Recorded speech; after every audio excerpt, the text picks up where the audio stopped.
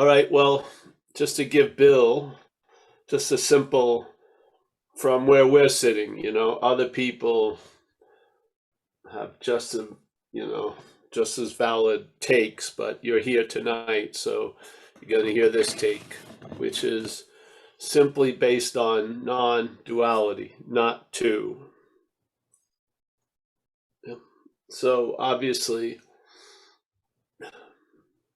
it'd be important to find out, or at least have a working understanding of two-ness, yeah? So you could see you're not that. Because that's basically the direction of the message, yeah? The message isn't really, it's not attempting to constantly affirm what we are. We already are that. It's a negation of what we're not, yeah? So it doesn't go hand in hand. You're not negating what you're not and affirming what you are. The negating of what you're not is the affirming of what you are, you see? The negating of what you're not is the affirming of what you are. There's no you turning around after the negation, because that's what's getting negated, is the sense of you, yeah? The sense of you as the long-lasting, independent, separate entity, Paul. That's the negation. So there's no need, Paul will not turn around and now try to affirm what it is. Yeah? It's the negation of what you're not is the affirmation of what you are. It's the seeing of what you're not, or the awareness of seeing an activity and not surmising the whole conclusion. Yeah, not starting from the conclusion of the activity, which is selfing. And the conclusion of the activity of selfing is the act of being identified as self. Yeah. So the selfing is constantly going off as if you're already past the act of being identified as self. You are a self. Yeah. It's not like saying you're going to become one if you keep listening to this, or that it implies you already are one. Yeah. So most of us start from that impliedness. Yeah. From that insinuation, the mental state, that's the starting point of the race called life. Yeah. We're starting at the identification as self. We're starting there. Does that where everything starts? No, it's a manufactured starting. And for it to seem to be the starting point, the before, which is what we are, has to be seemingly forgotten. Yeah, it has to be, or it would ruin the whole story. Yeah. The whole story of your heroic journey to arrive would be ruined by the understanding on having never left. Yeah. On having never left would cut out the whole legs of the whole journey and the whole heroic story of arriving. It just would. Yeah. So there's no need to deny, which is a mental activity, and stop yourself from the drive to arrive. You see you're not that which wants to arrive. That's all. Yeah. It doesn't change. You don't have to change a thing. When you see the judging going on, it doesn't compel you to stop judging. It just compels you it doesn't compel you to anything. There's a seeing that you're not that which is judging. So now you come to a much better term with judging, by seeing you're not the judger. Yes. And basically that which would seem to be so meaningful and so heavy as based on the judger, without the judger, judging is just like a lot of other activities. Yeah. It goes on and it doesn't have to mean that much. Yeah.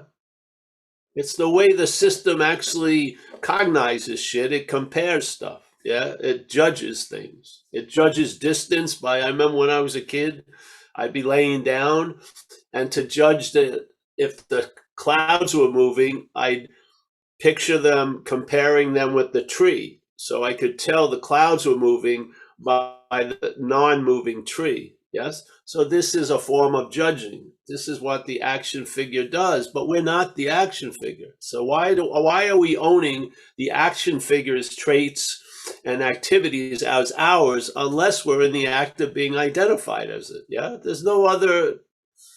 There can't be any other conclusion.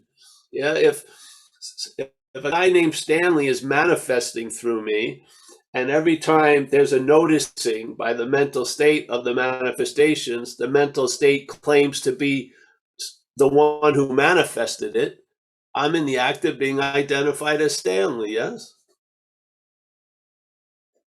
That would be the act of being identified as Stanley. Am I Stanley? No. Are the manifestations of Stanley mine? No. Yeah. Yet I will live as if that's true. Yeah. I will live as if Stanley's manifestations are my manifestations. Yeah. And in that case, I can never be free from Stanley because I'm identified as Stanley. Yeah. This is what happened with me in recovery when things had been going on, information had been downloading, and things had shifted, however you want to call it. Emphasis had changed. There was a loss of interest, and then there was in that which wanted to lose interest. There was a loss of interest in that. There was a loss of interest in the need to be liberated because I'm not that which needs to be liberated. These things were happening, and then I read a sentence in the Big Book of Recovery, which is being convinced self manifested in various ways. So let's say being convinced Stanley manifested in various ways is what has defeated us. Yeah. I now are going to look at Stanley's common manifestations. So why? So I can recognize I'm not Stanley. Yeah. Through the manifestations of Stanley. So what happened with me, I saw the word self, and it didn't trigger a feeling of Paul. It triggered otherness at this moment. Yeah. It was super clear I'm not that. And then as soon as that became clear, something else became very clear. I can be free from it. Yeah. Just like that. I can be free from it. It didn't say anything else. It just a possibility that had been smothered for years just showed up. It had already been there, but my activity was obscuring it, or this activity. So as soon as there was a clarity, I'm not that, I can be free from it. And then it showed me, like in a second, a large stretch of my life, maybe from 6 years old to wherever I was at that moment. And I saw exactly what had happened, which is captured by the statement, self can't get out of self. I had been trying to get out of self as self. Yeah. I was trying to get out of Stanley as Stanley. The way I'm going to get out of Stanley is seeing I'm not in Stanley. That's the way to get out, is you're not in. Yeah. If I keep trying to get out of Stanley as Stanley, that's just more Stanley. Yeah. The out will look very similar to the in because there'll be a whole lot of Stanley in both. I don't want to be free as Stanley. I want to be free from Stanley. Yeah. I've tried to be free as Stanley for a long time. It didn't work. Yeah. I'm convinced of that. It's not like a theory. I'm convinced completely that as Stanley, I can't be free from Stanley. Yeah, it doesn't work. So the freedom didn't come from escape. It came from the great wisdom of no escape, which is I can't escape from some place I'm not in, really. I can't escape from, there's no escape from Stanley unless I'm Stanley, in a sense, yeah, or whatever, unless I'm not Stanley. I lost that one, but you get the message. So I,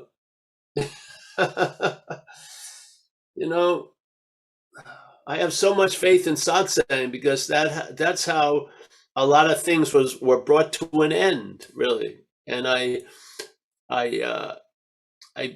found myself in the land of being convinced, really. That's what occurred.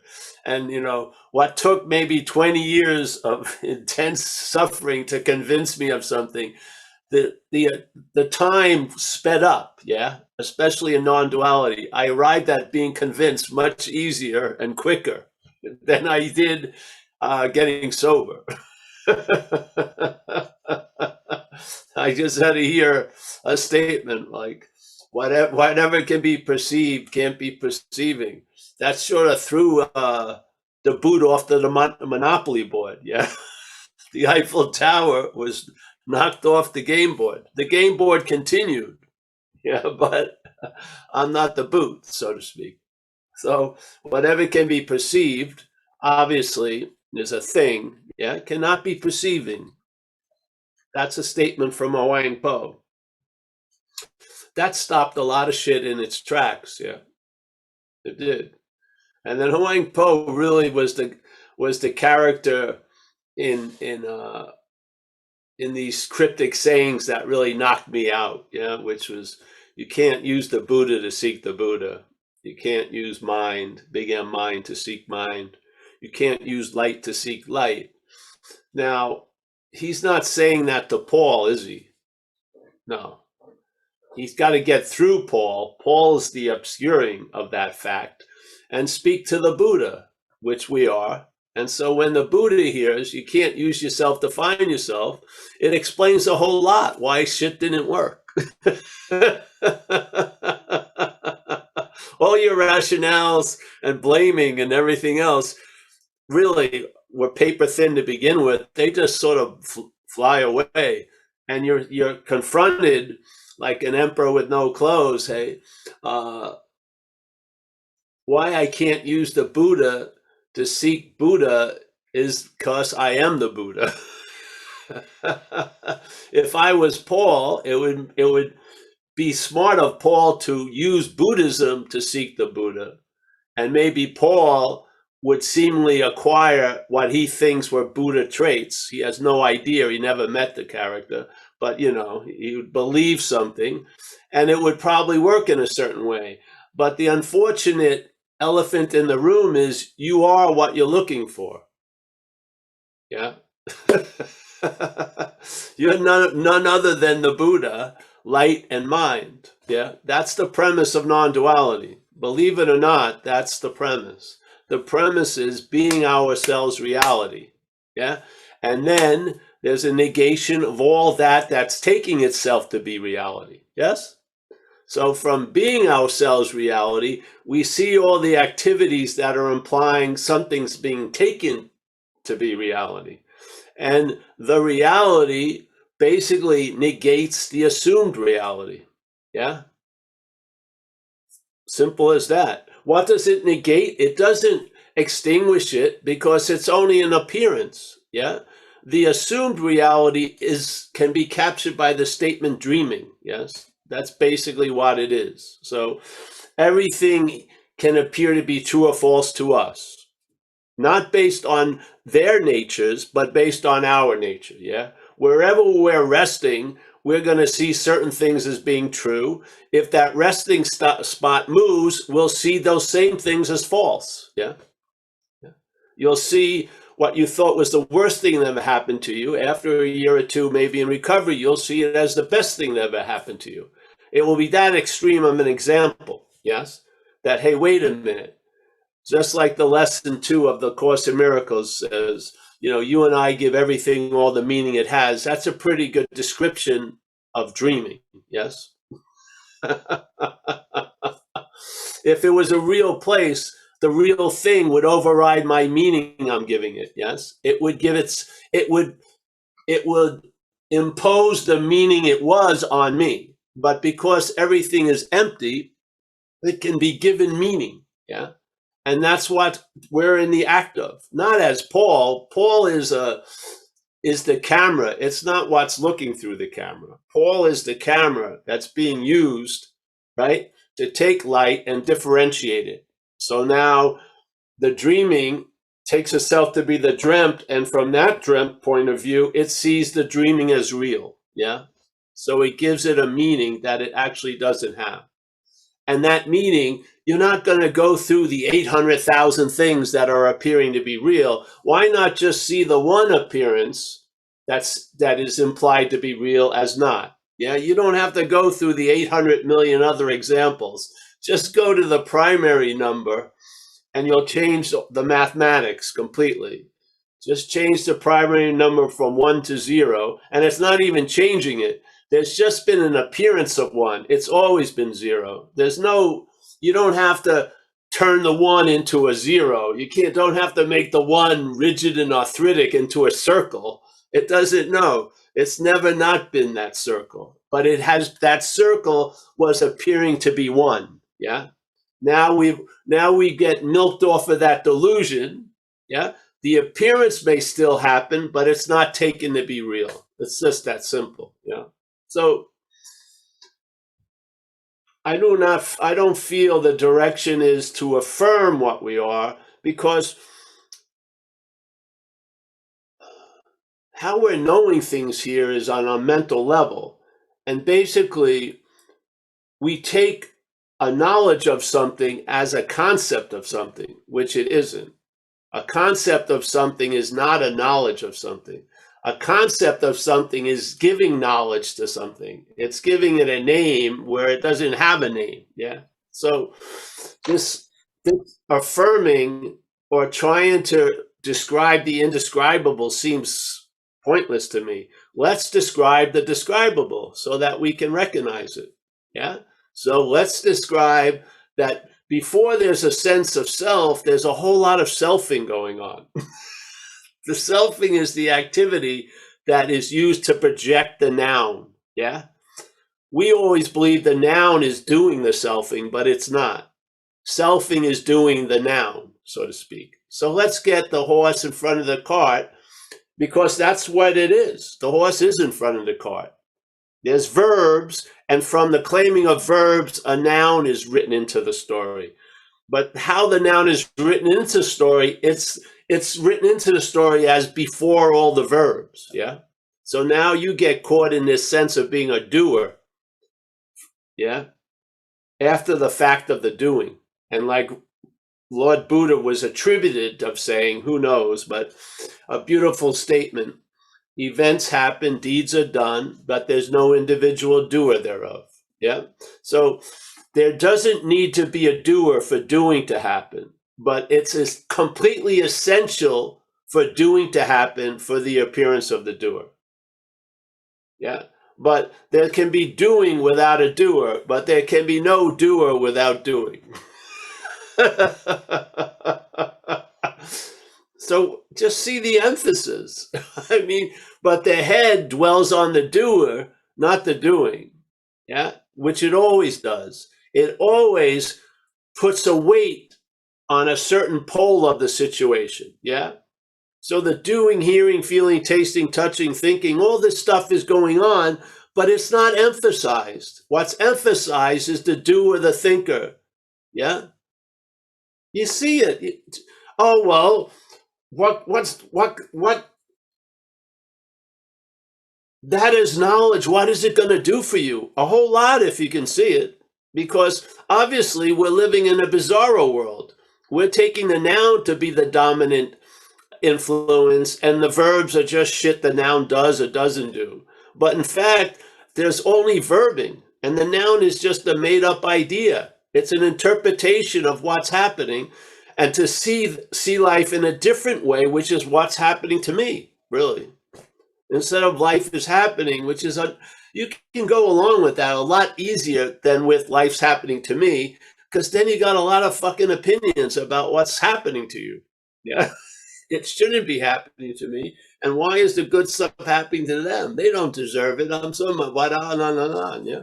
So it's very, very important that the direction of the message accompanies the message. Yeah. Because it's like that story we've been using lately about the guy who's at the, he's got this huge piece of luggage on his head, and he has a long distance to get to the destination, which he's looking forward to because he feels like he'll be relieved of this heavy weight. He's not relieved now. It's going to occur when he arrives somewhere. So someone sees him there and he goes, hey, listen, bro. And they go, where are you going? He says, oh, I've got to go to this town. He says, hey, there's a train that leaves the station, which is right around the block in 5 minutes. You can get a ride. Take the train to the city, yeah? So the guy goes, oh, that's great. He walks to the train, and the other guy knows it because he has seen a lot of people with heavy bags on their head going to this destination. And he's given the advice many, many times. And at first, he just believed, oh, that's all that was needed. But then he would go on the train and the person would be standing there on the train as it's moving, holding the fucking huge bag on their heads. They got to the train, but they didn't take off the bag. So now he realizes, he gives the message, then he's got to follow the guy. And then when he sees the guy after the first 3 miles with the huge thing on his head, still suffering, still under the illusion, when I arrive, I'll be relieved of this weight. When it's in a train, the train is going to take him and the bag to the destination. His job is over, really. His job was to get on the train.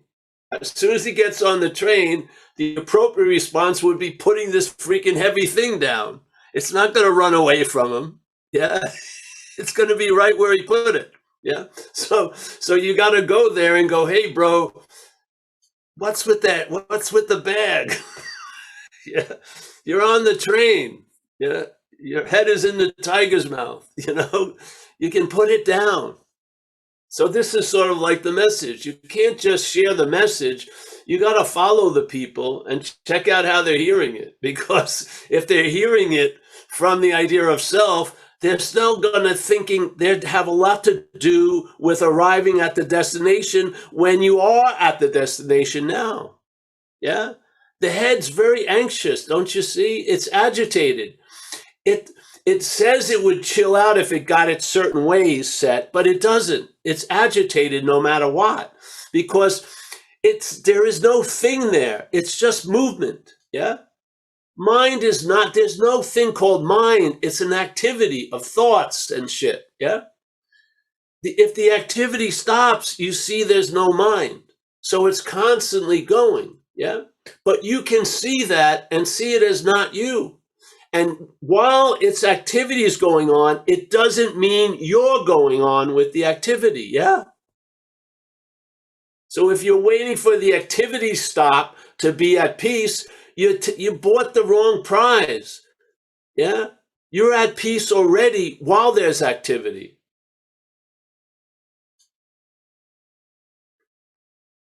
If it's not so, then that's not the truth.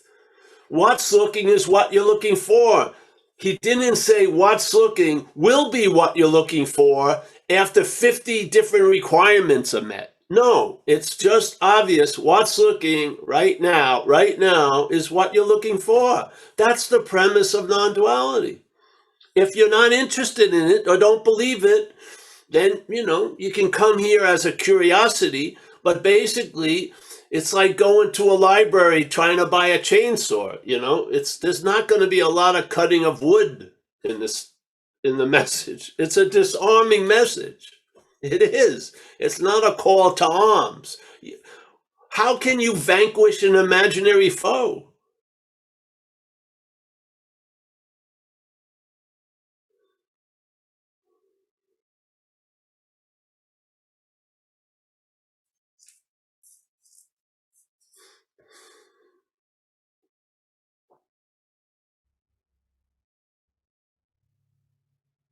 Yeah. So, thanks, Dave. I could go on, but we don't want to beat the dead horse. Thank you, Paul.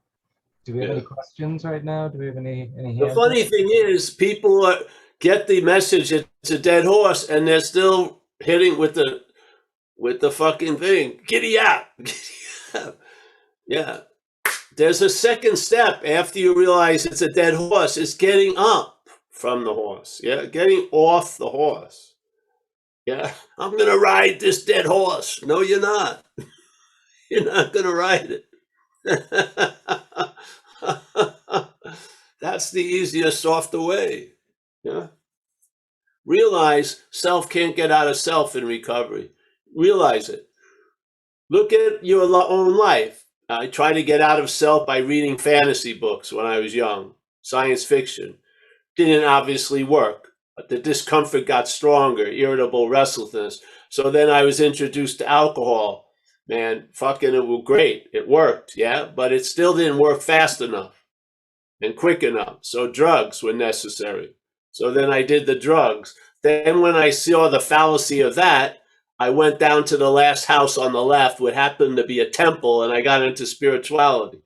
Then spirituality brought about a whole new vision. I thought I had the thief in my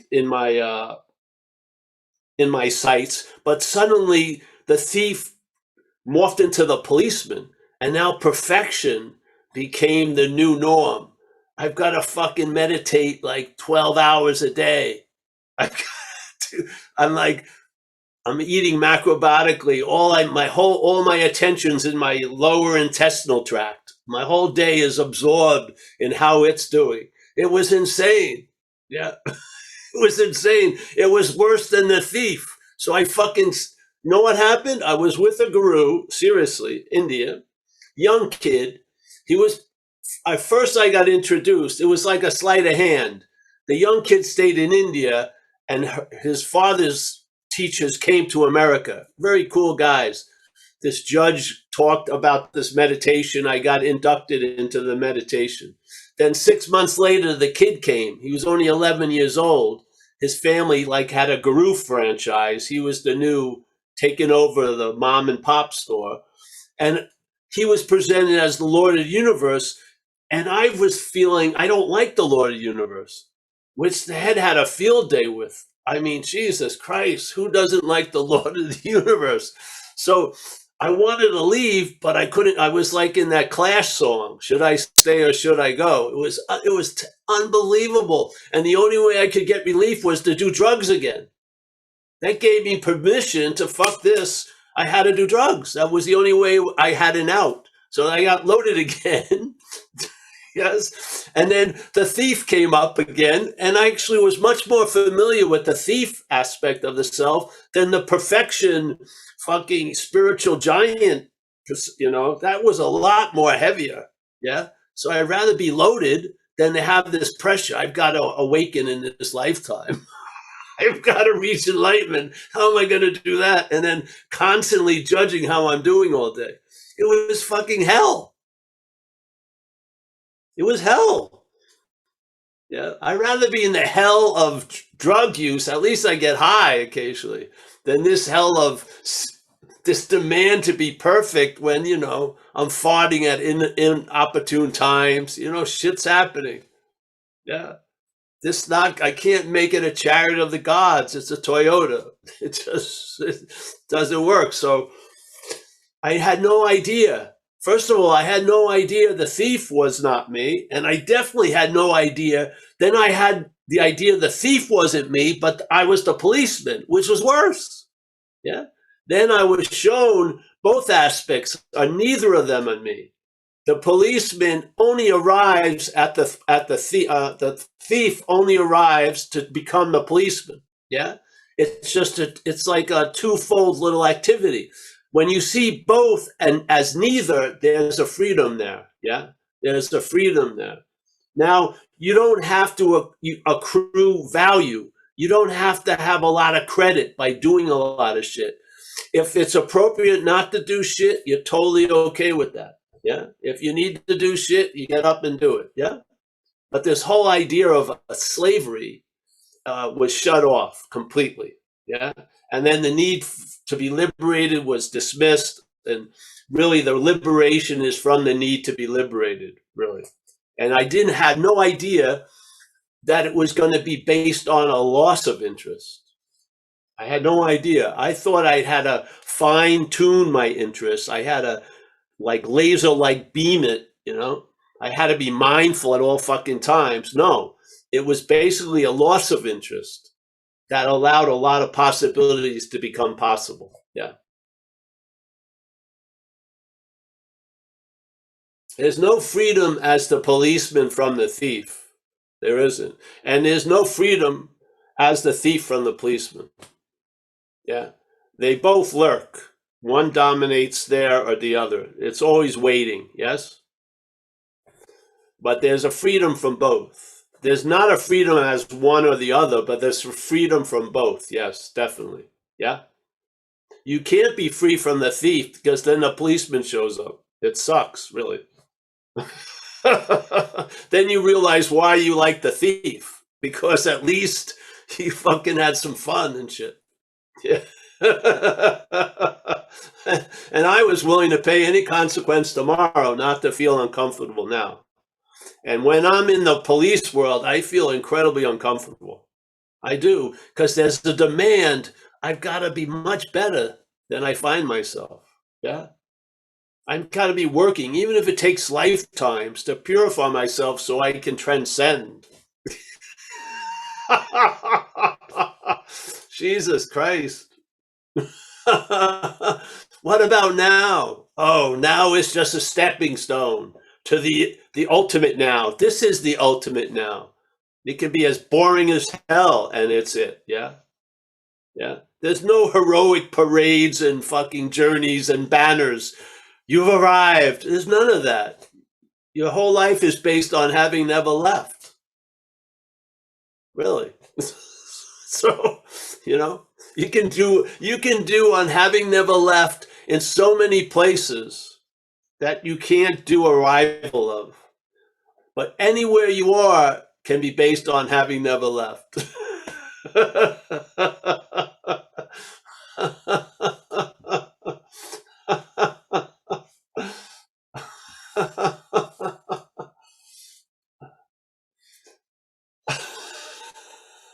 And that which comes and goes, which is the head, can never, never, never reside in on having never left. Never. No way.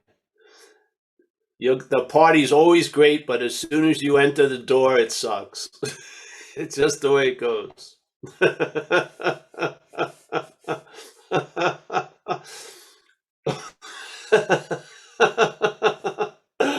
You can hear it from me or do it the hard way, really, but whatever. I think a lot of us have already done it the hard way. Hopefully you're ready to recognize you're on a train and you can put that big heavy bag down.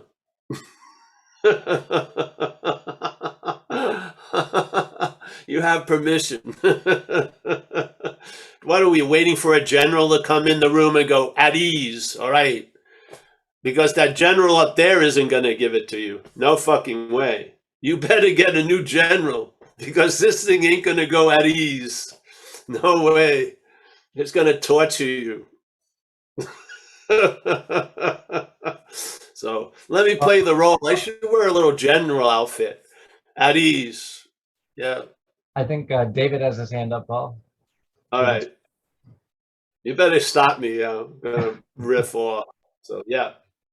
Oh, I'm glad right then you said riff, Paul, because I haven't got a question to ask, but I just noticed something, that you do say riff a fair bit. And usually at these meetings, it's like you give like a nice little solo or one song. But I've got to say, this meeting here felt like I got a whole concert. You know what I mean? The whole you excelled there.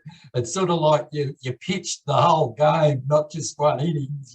You threw a heat in there, mate. It was fucking great. I really liked that. It was beautiful.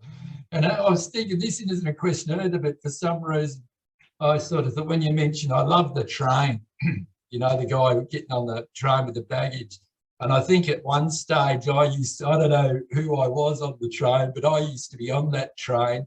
And when people put the baggage down, I'd be the big dickhead that grabbed that baggage and took off with it as well as for fucking home. Yeah. Anyway, that's all I got to say. That was a ripper. Yeah, good on you, mate. Thank you. Yeah. And thanks to everybody. Yeah. Yeah, no. Well, thank you, David. Yeah. Yeah. Hey, the thief can have the bag. The bag always initiates a policeman sooner or later. Yeah. Yeah. Oh.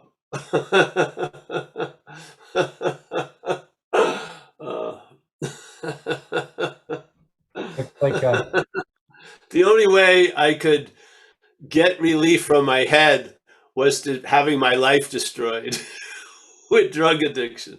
That's the only way. As soon as I got better, it was demanding once again perfection. Ay, ay, ay. Paul, I think Clifford has his hand up. Yeah, Clifford.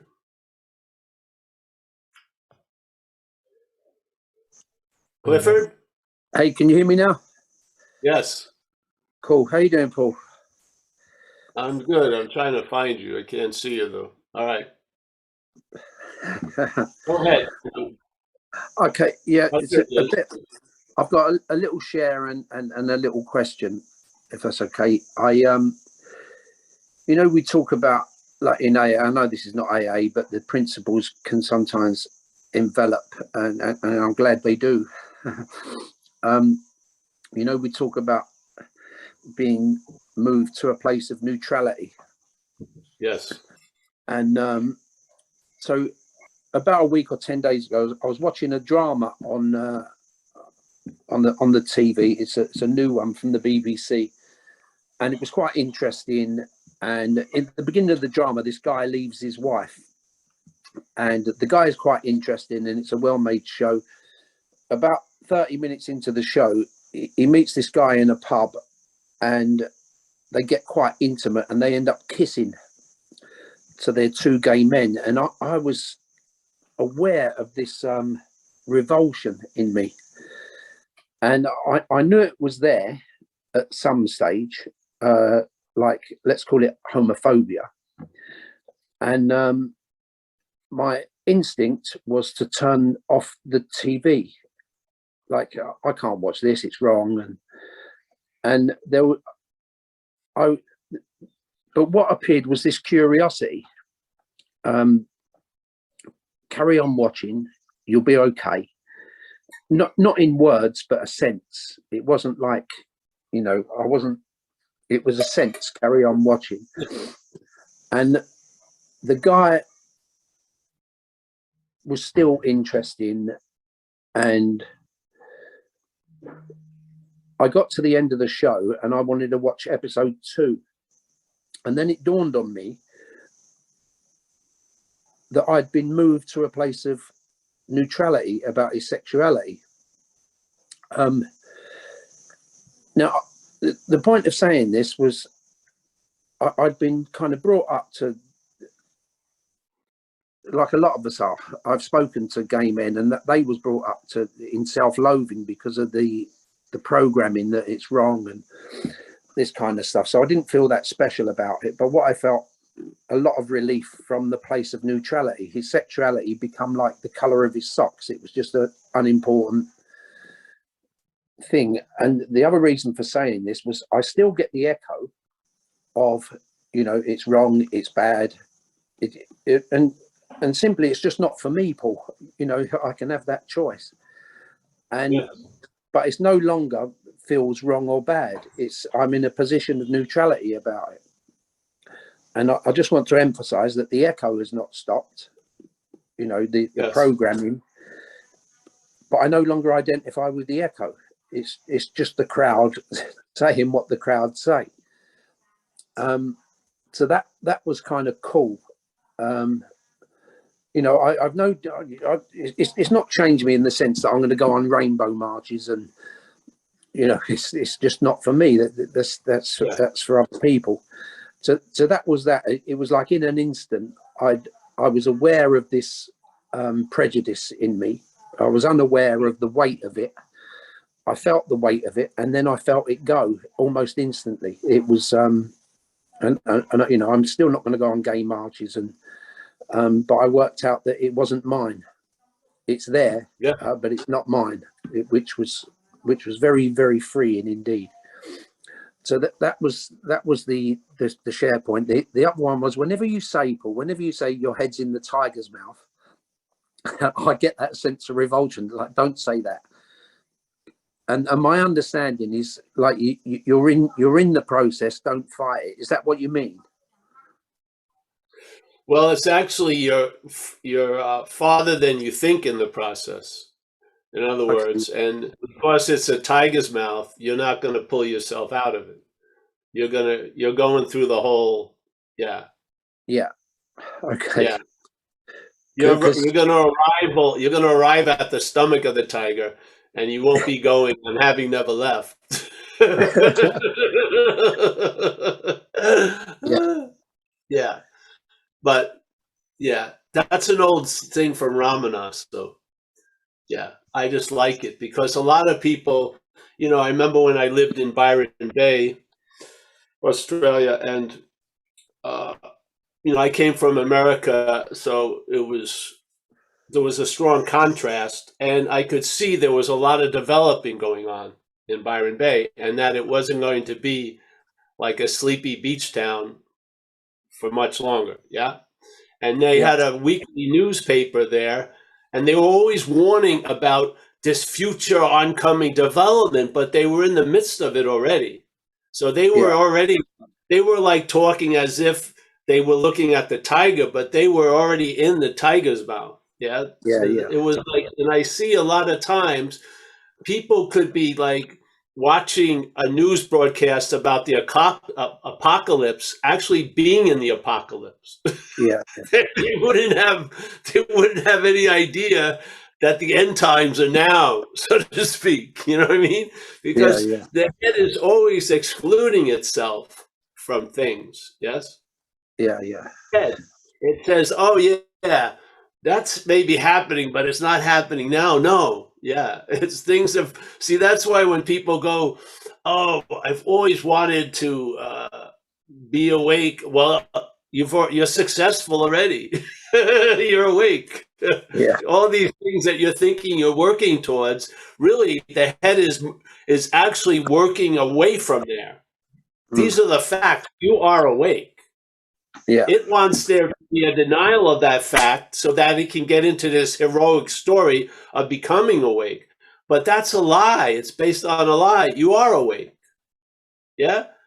Yeah. Without It's like, awakeness, there would be no experience and nothing like that. And it's not you that's got the choice of being awake or not awake. That's seemingly so.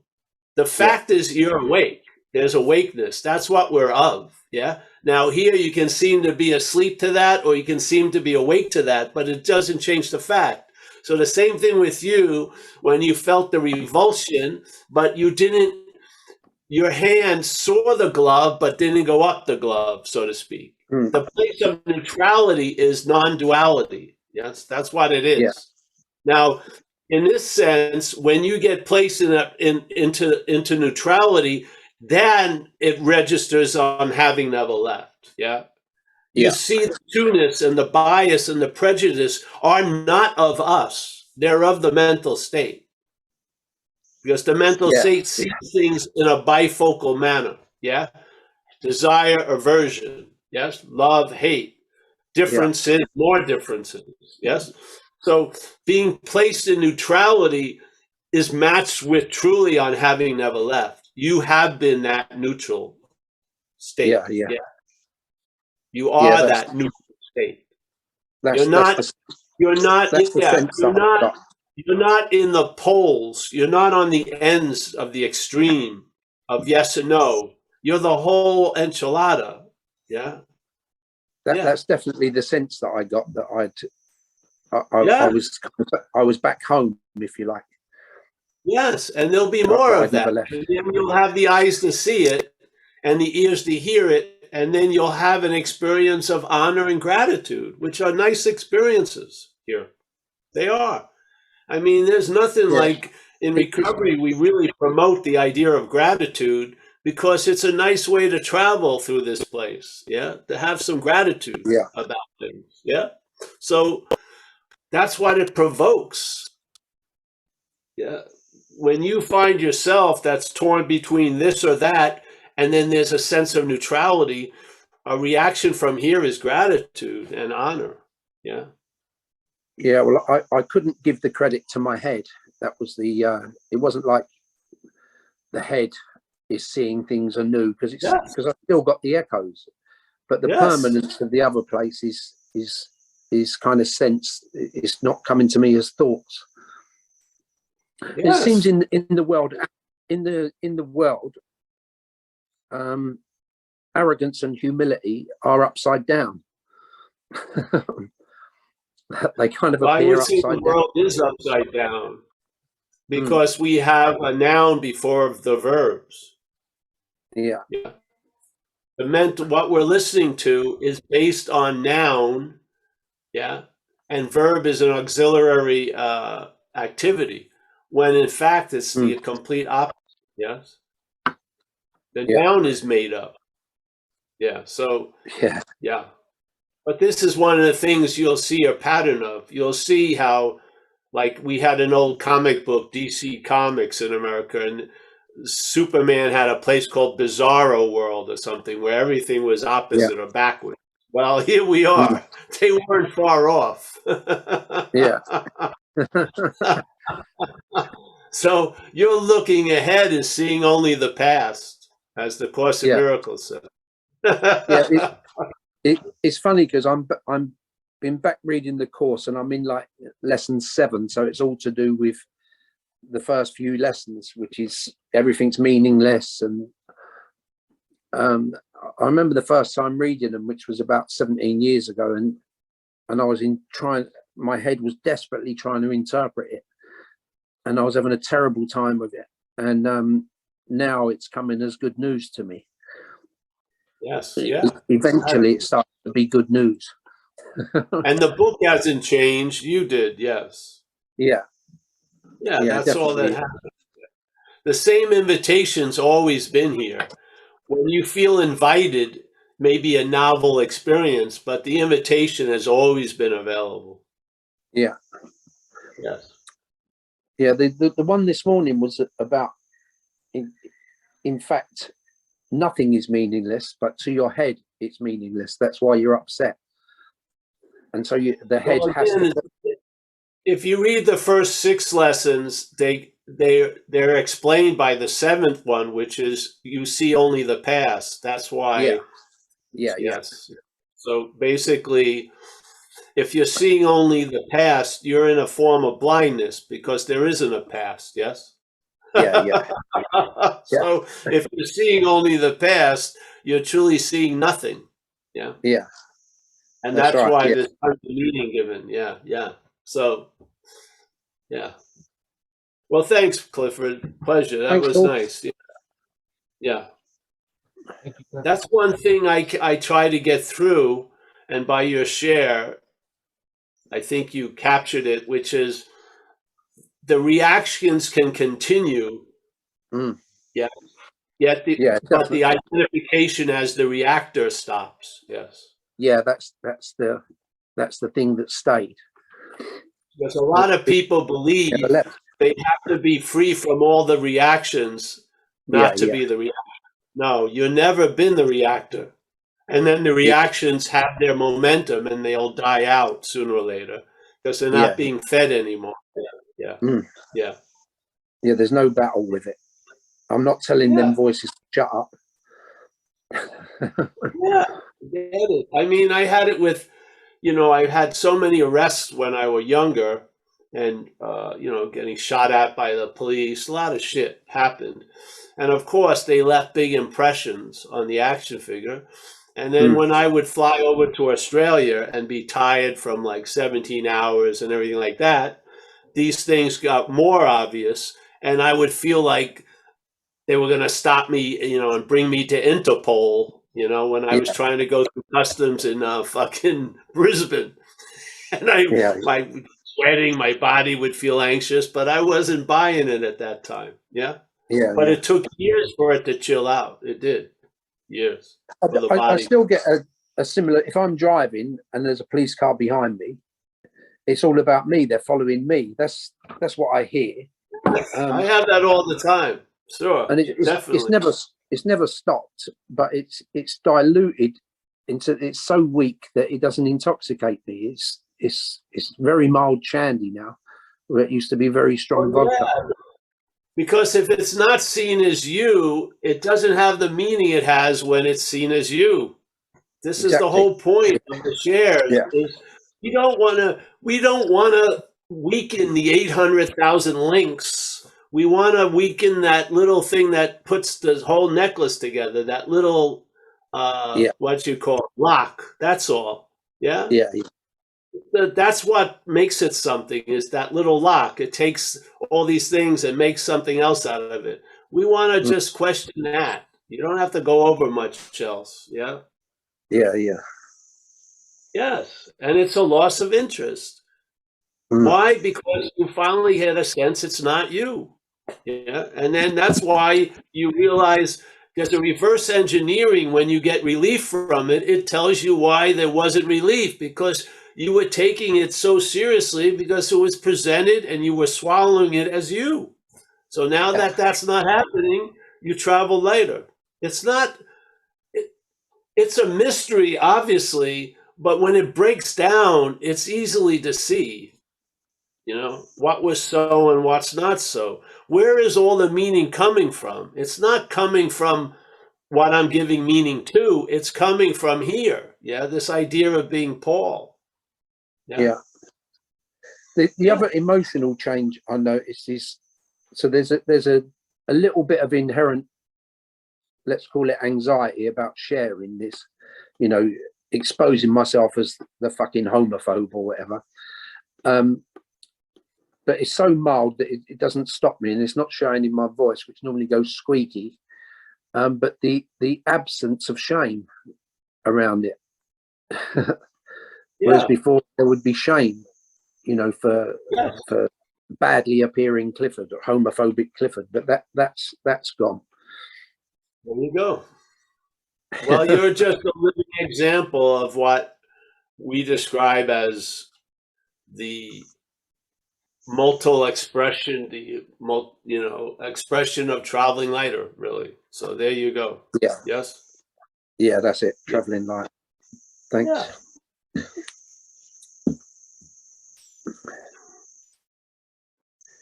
Thanks, Clifford. Thank you. I mean, we're really, the thing is here, what's on offer doesn't demand much. You don't have to have the right equipment. There's no uniform. You don't even have to have controlled environments. Yeah. Hopefully that you have a certain level of okayness for the action figure, like you're not starving today and shit like that. Yeah. And with those things, you can sit back and hear a message, and the message does the rest. It goes in and it shuffles around the house and goes places that you wouldn't usually look into. And then, scares the shit out of some stuff, and then you get to see what you're not. And the result is you travel lighter as what you're not, really. Yeah, yeah.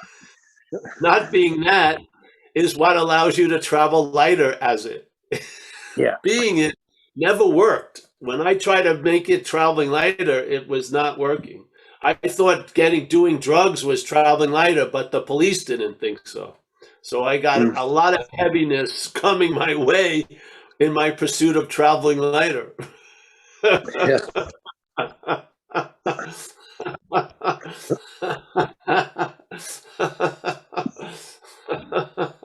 So yeah.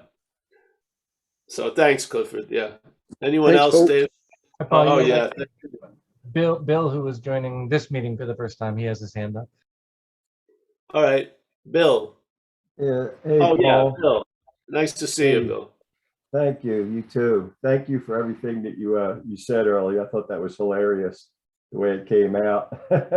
But my question, well, let's see. After a whole lot of years of seeking, trying to get somewhere, about 4 years ago, non-duality came crashing into my experience. I'll put it that way, through Rupert Spira mostly, and it just blew me away. And I realized I had experienced, just something happened where I knew that I am that which I'm looking for. Yeah, which it wasn't words anymore. It was, I'd heard the words before, but it was an experience, just blew me away. Anyway, after that, I realized like there was nothing to do anymore. There was nowhere to go, nothing to get to. And because I am there, and I but you know, I basically I didn't meditate that much, and Shame on you. well, you know, I did some, you know, but I realized that I wasn't doing it to try to get somewhere. I'm kind of lazy, I guess, and I like just sitting there not doing nothing sometimes.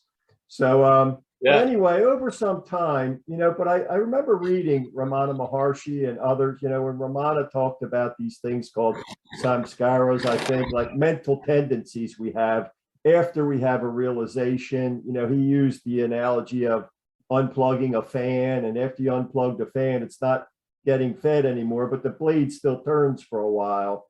And I guess my question is, what, if anything, do you do, not so much as a practice to get somewhere, but I find in my experience some that if I like just the fact of me being here in this group right now is kind of like what I might consider a practice or something that I'm doing to help me remember. Yes. To get more to kind of be more rooted in the understanding, you know. And I love reading books, you know, by Ramana and Maharaj and others, you know. I love Course in Miracles, and they just all make, so I like doing that. And whether it's a practice, it's like not a practice I do to try to get somewhere anymore, but I find it's important to stay, to be aware that I'm aware that I am that all the time. Because when I go out into the world, or even the AA meetings or whatever, we're always talking from a place of getting somewhere. And if I'm around that all the time, it starts sinking in somewhere. I find myself being kind of under the influence of that. So what do you do? What do you have to say about like something along those lines? Well, you know, there's a point where there's a trusting of a condition, and if from there, if there's a need to do something, you do it. Yeah. Yes. Or if you like to do something, you do it. And if there isn't, you don't. Yeah. So, I guess I didn't really like much reading spiritual books because I don't now. Yeah. And I don't like listening to other people because I like it to be like a privately owned bakery, you know, like with a weird recipe that doesn't come from hearing other people. So I don't listen to anyone else really. I would if I was there, but I don't go there, you know, so obviously.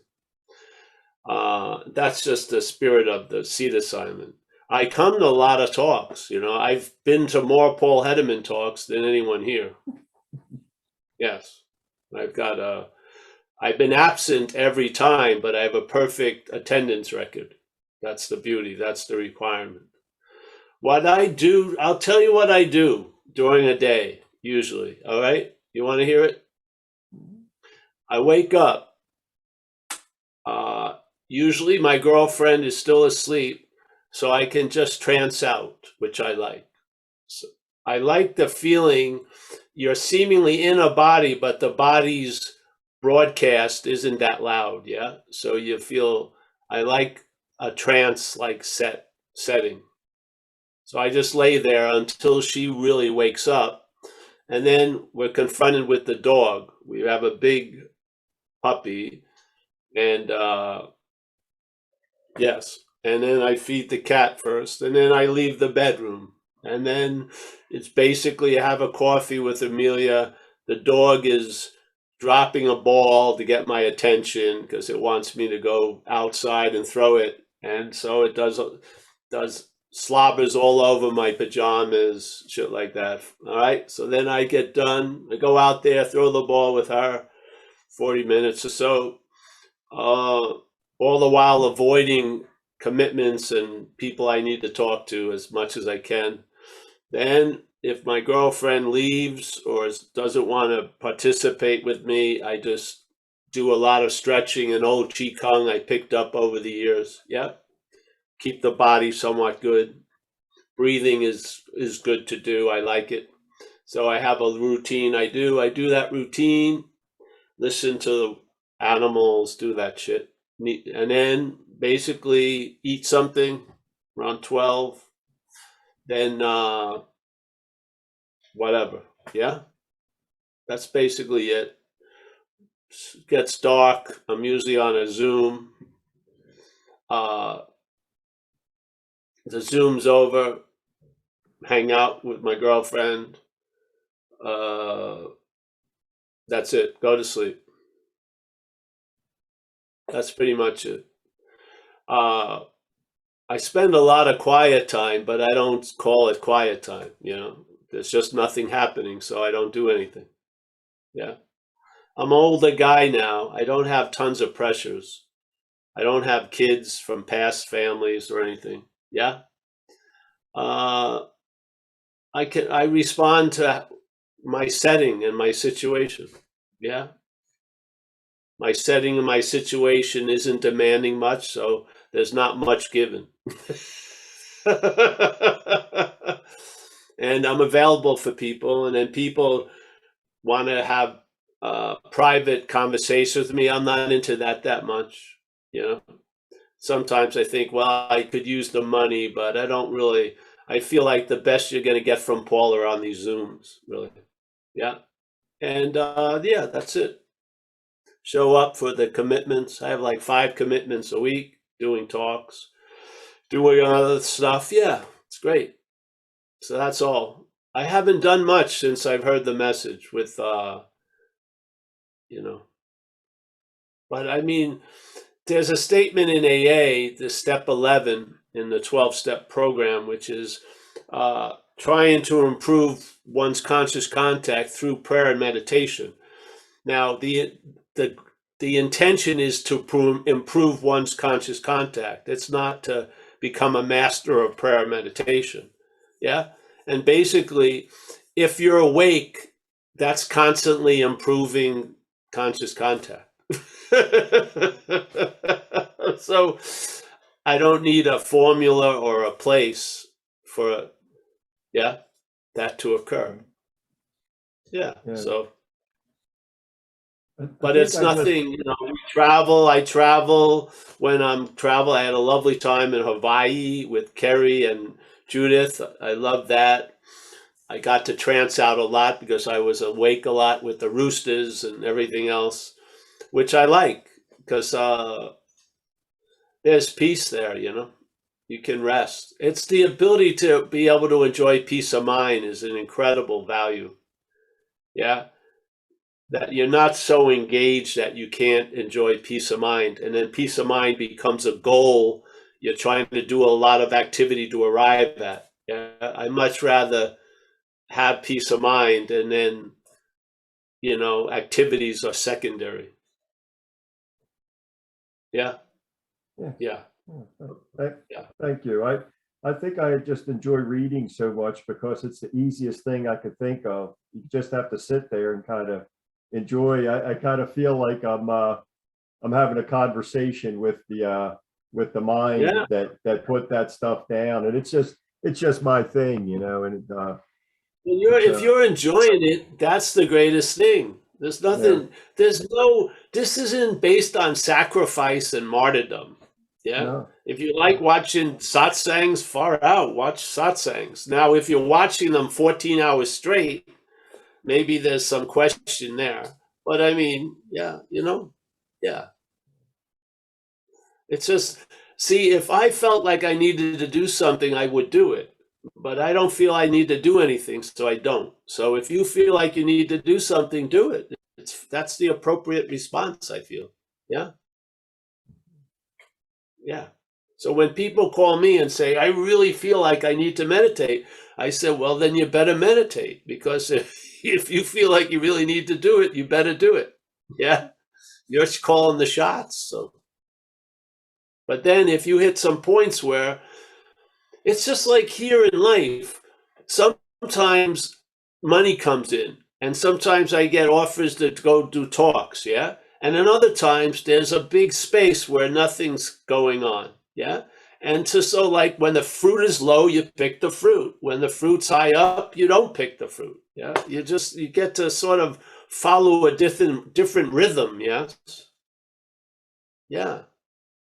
And I have the luxury of being able to follow it. I don't have many demands other than the dog and the cat, really. Yeah. So, and if I do have demands, I try to avoid them at all costs, really. Yeah. Yeah. So yeah, I don't, that's how the days go, really, pretty much now. That sounds about like what I've been doing. You know, There you just go, as bro. And you know, there's a great gift if you have the health and stuff, and yeah, I just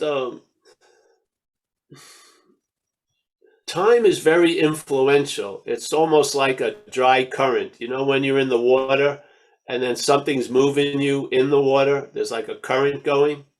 Yeah. And you don't know it, but now you're down 100 yards away from where you got into the ocean. You've been pulled down. Well, to me, time is sort of like that, but it's dry. Yeah. But you start realizing its influence. You become aware of the movement of time and its activity. There isn't a thing called time. It's an activity of the dreaming. You get to see it, and you get to see a lot of slavery is synonymous with time. Time is pushing and moving and da da da. And you can see it when you're on the road. I know people have some kind of time requirement, so they're flying by 80, 90 miles per hour, yeah?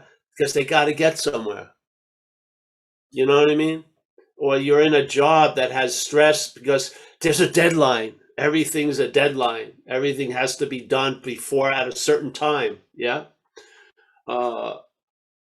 I've been fortunate in this part of this life. I don't have anything like that, yeah? So I can recognize it. I can see yeah. It doesn't mean anything.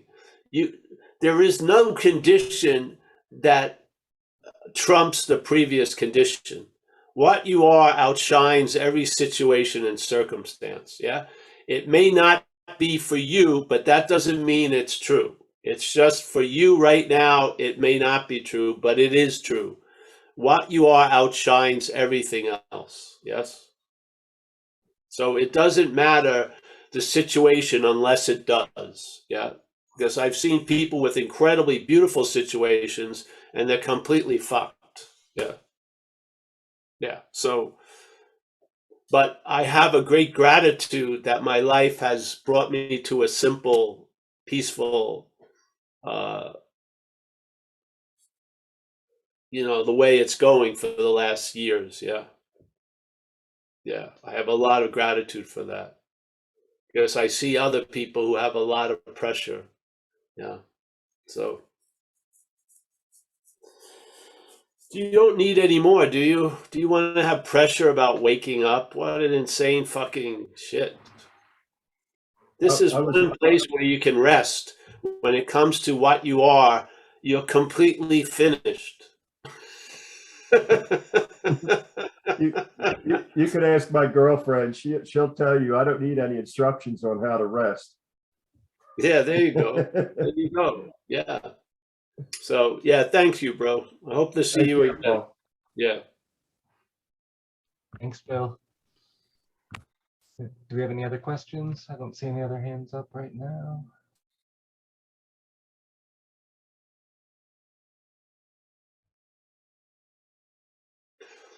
Now I'm going to really tell you what the day is like. What the day is like, I wake up at 8 o'clock. I'm like the sun shining throughout all the rooms. The dog is just rolling over with complete obedience. The cat just looks at me with a great honoring of the master. Yes, my girlfriend throws rose petals in the hallway, makes my favorite tea, has ironed all my robes, and got my little Ramana diapers ready. Yeah, I walk out almost a bit as I'm 4 inches off the ground, at least 4 on a good day. On a bad day, maybe 2 inches. Sort of float wherever I go. And people, whoever they are, no matter what condition, I recognize. They recognize something in me. And I understand that. And I have humility concerning it, so I don't flaunt it. Yeah. But yeah, and that's about till 9:30. And then there's a lot of adoration from other things like the birds or animals or fucking, from about 10 to 1. I give darshan to the neighborhood. 1:30, I decide, whatever. Some people come, kiss my feet a few times. Yeah, do my nails for me. Yes. Tell me how wonderful I look. Yeah. I'm getting younger every day. By 3 o'clock, I go through my correspondence. Yes. I pick and choose. My inner circle is based on the level of donations. Yes. The more donation, the closer you get to the master. Yeah. And I don't know, then I have a lot of free time after 4. Yeah. Yeah. I practice my loving gaze, usually around 5. I find it better when the sun's going down. Start doing a lot of loving gazing for a while. Yes. I just feel great. I feel sorry for everyone else, not feeling as great as I do. So some people convince me to come to these Zooms, and I try to shower my benevolence to each square. Like a little bit of a garden. I'm just trying to feed it with sunlight and water. And yeah. Not to harvest it. I'll let you harvest yourself, but yeah. So yeah, that's how it goes, really. I think I wear it well. I do. Some people could see it as a heavy cross, but I don't. I see it as a seed assignment. There's got to be one amongst us who is above all. It's just me, sorry to say. Yeah.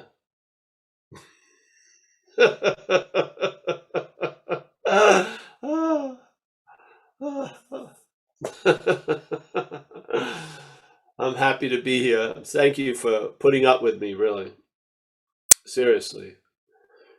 The whole idea, unless you have a devotional bent, and then that's great, to see the object of the messenger as a loving thing to sort of really appreciate.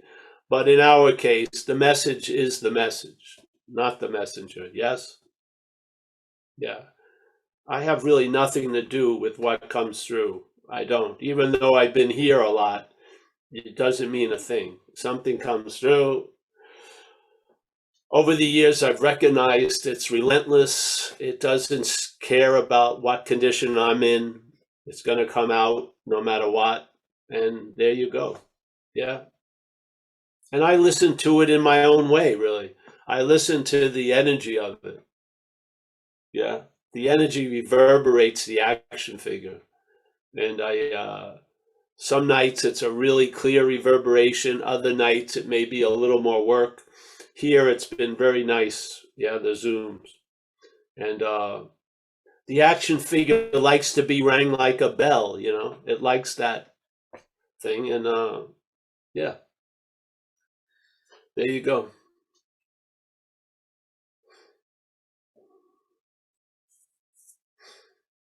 So anyone else? Don't see any other hands up right now. Thank you, Paul. Yes. Hey, yeah, thanks everybody. Let's say goodnight. I've got a lot of adoring to do. Yes. Yes. This is a simple message, really. If you can just see the activities, and it's sort of like catching the same fish, but with a new net. Hopefully the understanding or the message we're sharing will be like a new net.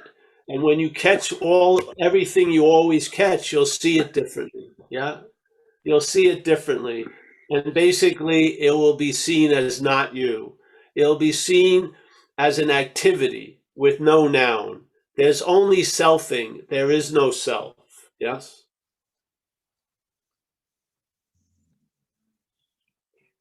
Yeah. That's been the freedom in here. That's the position of neutrality. Now you may believe that you've been placed there, but when you're placed there, it tells you on having never left. So, yeah, yeah. All right. Well, let me say goodbye then, eh, Dave? Oh, I have to announce some stuff. Italy, the Italy retreat, which I highly recommend, is we're going to have meet a quota at the end of March. So if you're interested in it before then, it would be nice to just let Amelia know, because if we don't have enough people, we won't be able to do it. If we get enough people, we're going to go for it. And I think it'll be really good. And then in June, we have a retreat in Colorado. We'll be posting that soon from a group called Awakening Together. And then I'm also going to be appearing on a conference called, I don't know, I think it's April 19th. We'll try to post it. I'm doing a talk for them on just at 12 o'clock Pacific time. And I'm doing something on Facebook with them tomorrow at 12 o'clock after the recovery talk for half hour. Well, we're going to be there. And so we'll try to put that stuff up. And then we have, we're not going to do the 2-day Zoom thing because I didn't have any interest in it. So I'm going to go with that, and we're going to put it off till after this in May or something. Yeah. I just didn't feel interested in it enough. So, but I am interested in the other stuff. So yeah, that's it. And thank you. And let me say goodbye. David B. Hold on, let me let the cat in. All right. David B., thank you for the service. Yes? Oh, my pleasure. Thank you. Kerry and Judith, my two favorite people in the big island of Hawaii. Yes? Yes. I've got a favorite in the two favorite, but I won't go there. It's just implied. Adore you, Paul.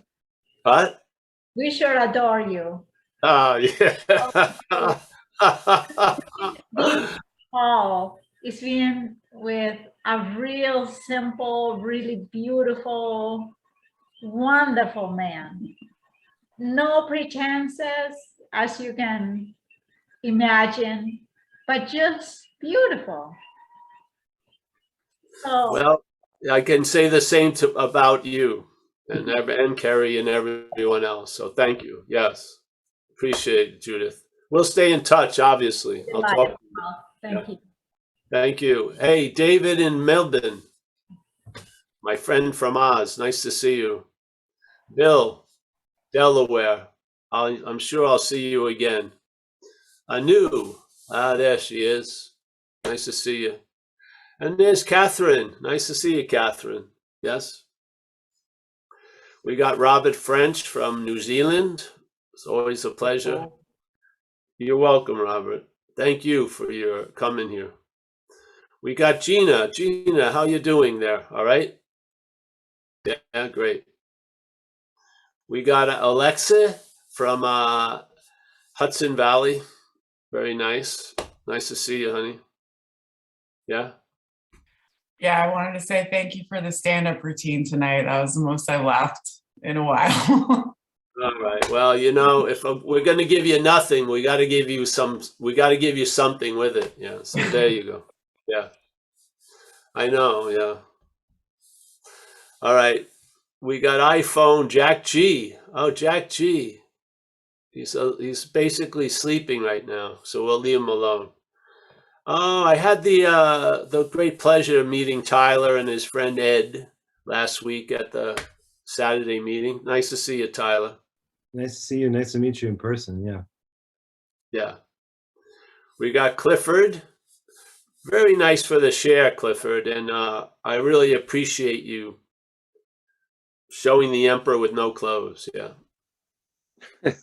Thanks. Yeah. Yes, you're welcome. Oh, there's Linda. Linda. There she is. How you doing, Linda? I'm fine, and Judith took the words out of my mouth. I adore you too, Paul. And you're talking about the action figure. We love you. I mean, we adore you, we love you, and thank you so much for everything, and for everybody on these calls. Thank you. Thank you, Linda. We appreciate your presence quite a lot. And now next to lovely Linda is Jim. Jim, we're going to call him No Self Jim. Here he is. There he is. Nice to see you, Jim. We got PK from Long Island City. My brother from another mother. Yes. From another county, Queens. Yeah. We got Chris G. He's in front of that door again. Very strange door. Stefan on Having Never Left. There's my man. Yeah. Susanna W. What a jewel. A jewel from the sunset. Got washed up on Kelly's, and I found it one day, and it's been a jewel ever since. Nice to see you, Susanna. Yes. Angie. From below Toronto somewhere. Nice to see you, Angie. We got Gina. Oh, we saw Gina, I think. And Bill J. Alan, thank you for the donation. We got Ryan P. I see him or not. He's moving or not moving. We got Sue K. She supplies me with lattes. Very nice. I had a nice one today on your account. JP from Vietnam. Thank you, JP, for your donations. And I don't see you, but I know you're present somewhere. Let me see who else is here. I think that's it. So listen, yeah, thank you for having me here tonight. And we'll be here Saturday live at 1 o'clock. And this thing will be on Facebook tomorrow. I don't know. You'll see it later. So I don't know the name of the thing. I don't know the name of it. Oh, you know, David. What? Yeah, you're not missing. Yeah. Hmm? I didn't know. Would the Facebook thing be posted on the website later, or no? No, probably not. Okay. Yeah, it'll probably replay. So we'll put it up here when we get it done. Yeah, on the website. Yeah, I can't look it up right now. Actually, hold on a second. Forget it. I'd have to get the phone. Forget about it. Yeah. Forget about it.